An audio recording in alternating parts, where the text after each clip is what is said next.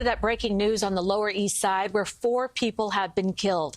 Police believe all the victims were homeless and hit with a metal object as they slept. We're told someone is now in police custody. CBS 2's Christina Fan live on the Lower East Side with the latest. Christina? Andrea, Cindy, good morning. Police say the suspect went on a killing spree, attacking 5 men in their sleep. We know 4 of them did not survive their injuries. This location, one of many where police found the bodies. We want to show you the massive police response there was. There is a suspect in custody. We have learned that he and all of the victims are homeless men. Officers found the bodies after getting a call around 2 a.m. of a possible fight near Bowery and Dower Street. Here they found 2 victims. Then just a block south on East Broadway, we know officers found 3 more bodies. It is believed the victims were sleeping when they were hit by a metal object, possibly a bat. Only one of the victims appears to have survived the attack and is now being treated at a local hospital. Again, police do have a suspect in custody. They say he is 24 years old. Reporting from the Lower East Side, Christina Fan, CBS 2 News. Christina, thank you. 4 people are dead and 5 injured after police say 2 suspects opened fire at a bar in Kansas City, Kansas. Officers were called to the Tequila KC bar for a shooting early Sunday morning. Police have not made any arrests. Kelly Taylor from our Kansas City affiliate KCTV is at the scene. Elaine, I am at 10th and Central Avenue in Kansas City, Kansas, where 9 people were shot early this morning around 1:30 at a local bar. If you look right here, you can see there's a couple police cars still there and police officers. But the bar that we're talking about is Tequila KC Bar. Police tell us 2 men walked inside shooting handguns. There were about 40 people inside of that club at the time of the shooting. 4 men between the ages of 20 and 50 are dead, and 5 other people were taken to the hospital in stable condition. Police tell us that 2 of those people have already been released. All of the victims are Hispanic, so this is not being investigated as a hate crime. Police tell us that the suspects ran away from the bar. They do not have any information on them at the time, but there is surveillance video that they are leaning on as they do this investigation. Dallas police are investigating a murder mystery linked to a high-profile case. A key witness in the trial of former police officer Amber Geiger was shot and killed Friday night. Here's Meg Oliver. Be advised, it does look like we have one on the ground. Dallas police say 27-year-old Joshua Brown suffered multiple gunshot wounds and was found lying on the ground in the parking lot of his apartment Friday night. Brown used to live in the same apartment complex as former Dallas police officer Amber Geiger and her victim. He was just across the hall from Botham Jean that night in September 2018 when Geiger said she mistakenly walked into Jean's apartment and shot him with her service weapon. Yeah, we need a moment. Just last week, Brown told a jury he heard the interaction between Geiger and Jean, followed by gunshots. Could you tell if one of the voices was giving loud commands like stop, police, or anything of that nature? Yeah, but no, that wasn't what they were saying. I have my gun pointed, and I'm saying, let me see your hands, let me see your hands. Geiger was sentenced to 10 years in prison.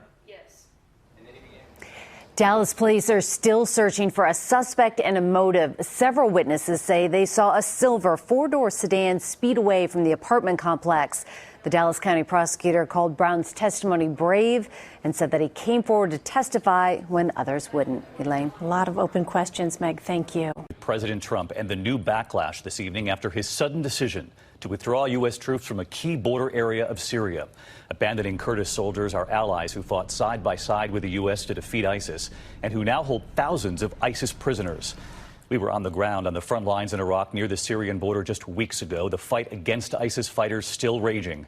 And we were given access to ISIS prisons in Syria with U.S. troops leaving. Who helps the Kurds keep watch over those prisoners? Even some Republicans tonight calling this a betrayal. ABC's chief global affairs correspondent Martha Raddatz leading us off. Tonight, the first images of American forces withdrawing from positions in northern Syria. This U.S. post now a ghost town after orders from President Trump to leave behind the Kurdish forces we have long relied on to battle ISIS, instead siding with Turkey. Why are you siding with an authoritarian leader and not our Kurdish allies?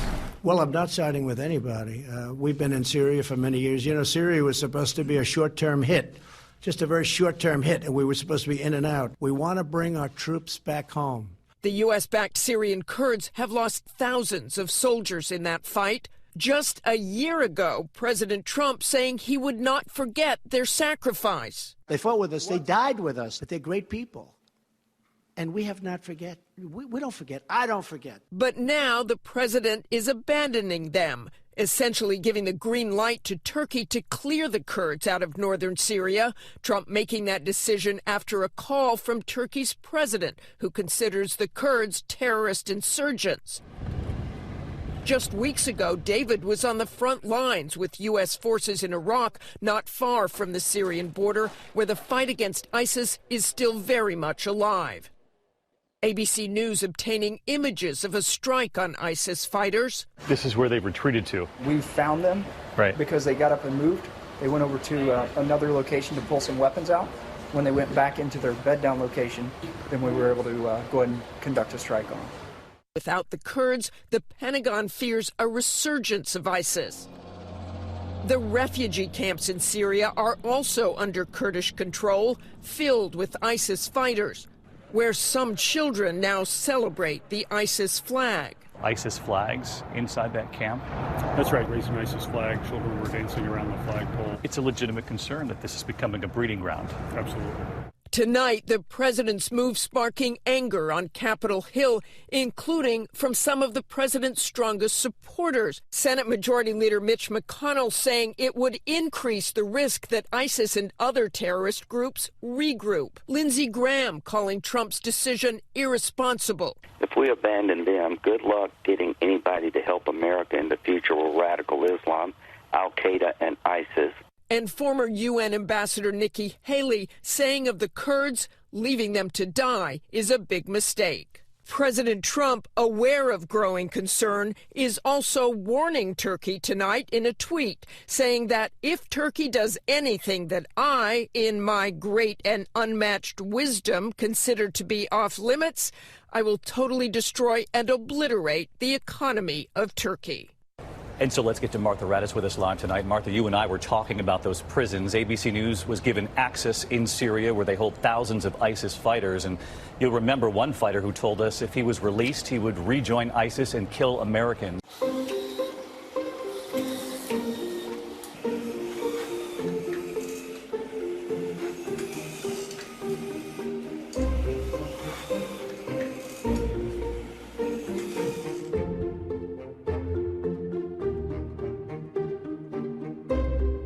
Since the 1950s, people have been promising to make paralyzed people walk. It's really one of the goals of medical science. And what's interesting about this study is that implants at either side of the skull were able to detect and translate into, as it were, computer movement, impulses of the brain, so that the individual wished to move and signals were sent enabling them to move.